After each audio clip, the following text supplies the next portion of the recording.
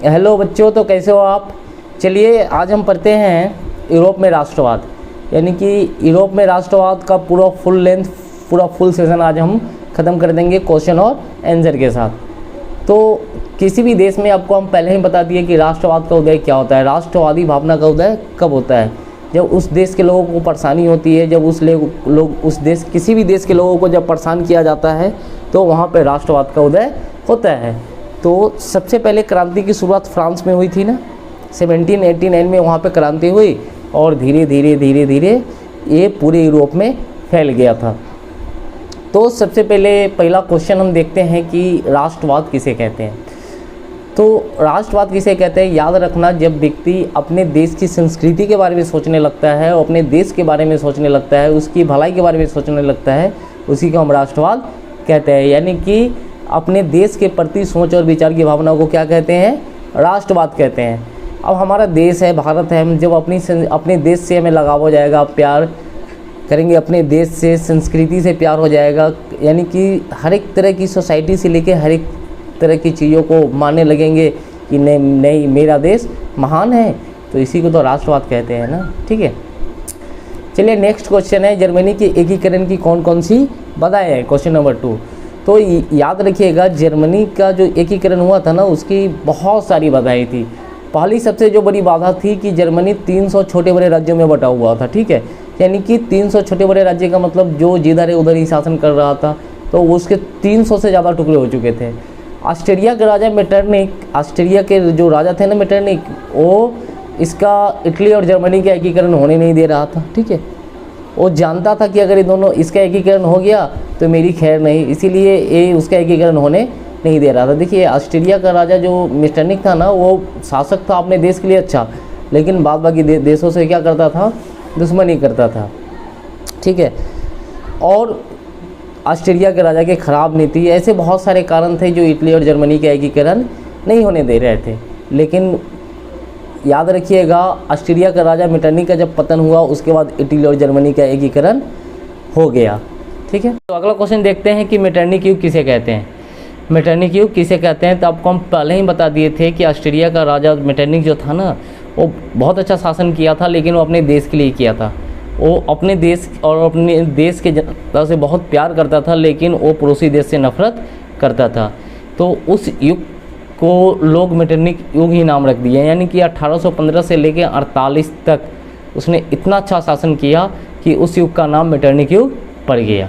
ठीक है, चलिए अब हम अगला क्वेश्चन को देखते हैं। ठीक है, इटली और जर्मनी की एकीकरण में ऑस्ट्रिया सबसे बड़ी बाधा थी। कैसे? तो आपको पहले ही हम बता दिए थे कि इटली और जर्मनी का एकीकरण ऑस्ट्रिया नहीं होने दे रहा था, क्योंकि मेटरनिक एक चीज़ भली भांति जानता था कि अगर इटली और जर्मनी का एकीकरण हो गया तो मेरी खैर नहीं, यानी कि मेरा इज्जत मान सम्मान चला जाएगा। इसीलिए वो कभी भी, यानी कि अगर वो लोग एकीकरण करना चाहते तो कोई ना कोई बाधा आके डाल ही देता था।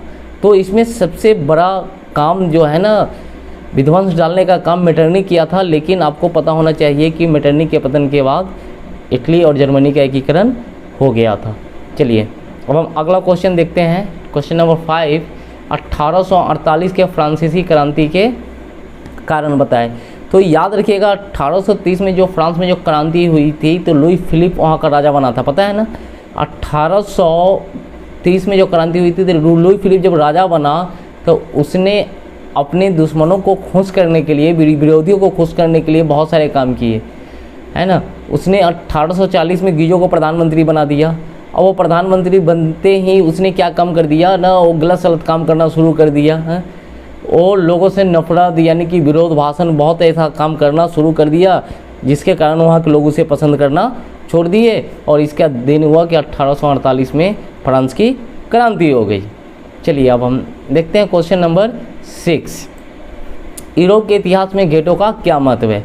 तो याद रखिएगा, यूरोपीय इतिहास में गेटो का बहुत महत्व है, क्योंकि देखिए उस समय गेटो एक विशेष जाति होती थी। ठीक है, आज भी वो लोग का बहुत ज़्यादा ही महत्व है। एक विशेष प्रकार की जाति होती है जिसे गेटो नाम से जानते हैं, तो यूरोप में इसका बहुत ही महत्व है। चलिए हम अगला क्वेश्चन को देखते हैं, क्वेश्चन नंबर 7। गैरीबाल्डी कौन था? तो याद रखिएगा, इटली के एकीकरण में सबसे बड़ा योगदान अगर किसी व्यक्ति का है तो वो है गैरिबाल्डी, जिसे हम इटली का तलवार भी कहते हैं, जो पेशे से एक नाविक था, ठीक है ना।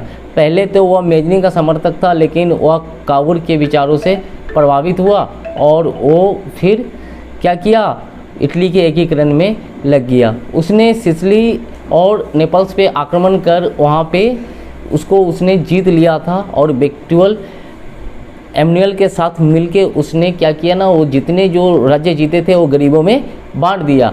कहा जाता था कि गैरिबाल्डी एक ऐसा व्यक्ति था, यानी कि एक ऐसा व्यक्तित्व था कि वो धन दौलत से कोई मतलब नहीं, उसने जितने भी क्षेत्र जीते थे ना वो गरीबों में बांट देता था और टापू पे रहने वो चला गया। वो खेती उसको बहुत पसंद था, पता है ना। इसी बीच उसे देशद्रोही घोषित कर दिया जाता है और वो अमेरिका भाग जाता है।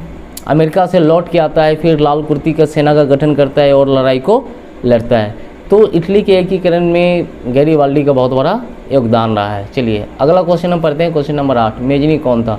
तो याद रखिएगा, मेजनी एक लेखक था, गुप्त दल के साथ साथ वह एक पत्रकारिता भी करता था, साहित्यकार भी था। यानी कि इटली के एकीकरण में अगर सबसे ज़्यादा और लंबा समय तक योगदान अगर बोले तो मेजनी का था। उसने 1830 में इटली का एकीकरण करना चाहा, असफल रहा। उसने 1848 में पुनः प्रयास किया, फिर उसे प्लान करना पड़ा।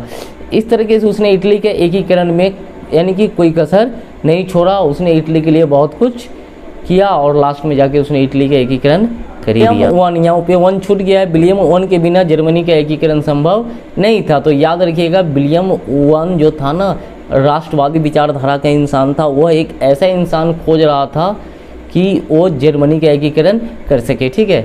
उसने क्या किया कि बिस्मार्क को अपना चांसलर नियुक्त किया और उसने लड़ाई यानी कि युद्ध करके उसने क्या किया, जर्मनी का एकीकरण किया। तो विलियम वन जो था ना, विलियम वन अगर मान लीजिए बिस्मार्क को नहीं लाता, चांसलर नहीं बनाता, तो ये संभव नहीं था।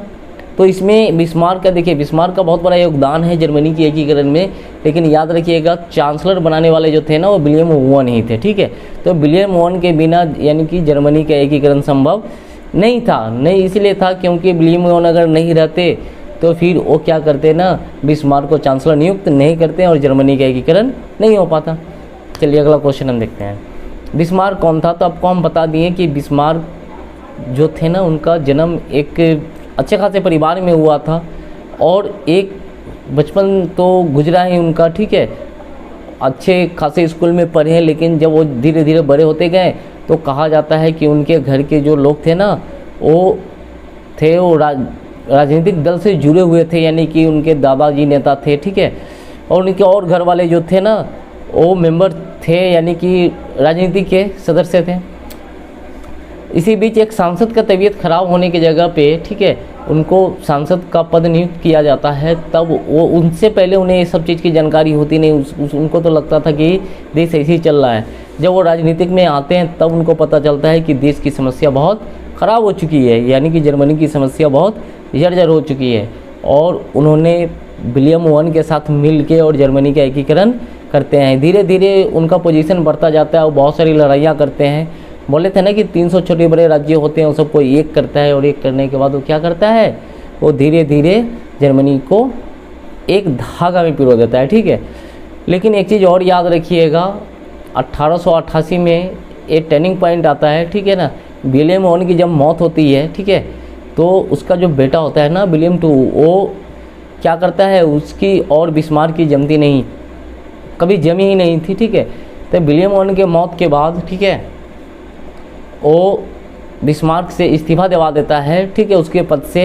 कौन थे? विलियम वन का जो बेटा होता है ना, वो बिस्मार्क को इस्तीफा दिवा देता है।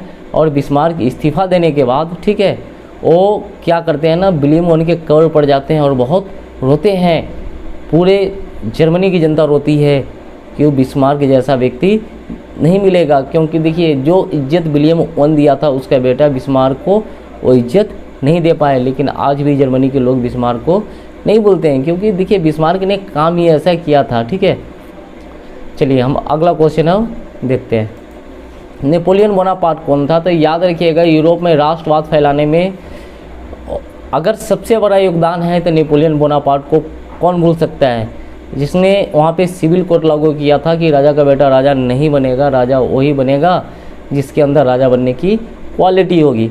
पता है ना कि वो फ्रांस के साथ साथ उसने लगभग पूरे यूरोप में अपना, है ना, वो एक ऐसा इंसानियत कायम किया था कि लोग अच्छी छवि के नाम से उसे जानते हैं। नेपोलियन बोनापार्ट एक राजा नहीं, एक बहुत बड़ा योद्धा था, है ना। कहा जाता है कि उसके जैसा योद्धा आज तक जन्म नहीं लिया। आज भी यूरोप के फ्रांस के लोग उसकी पूजा करते हैं। बताइए कि वैसा राजा बना जिसने सिविल कोड लागू किया था, बोला था कि राजा का बेटा राजा नहीं बनेगा, राजा वह बनेगा जो उसका हकदार होगा। ठीक है।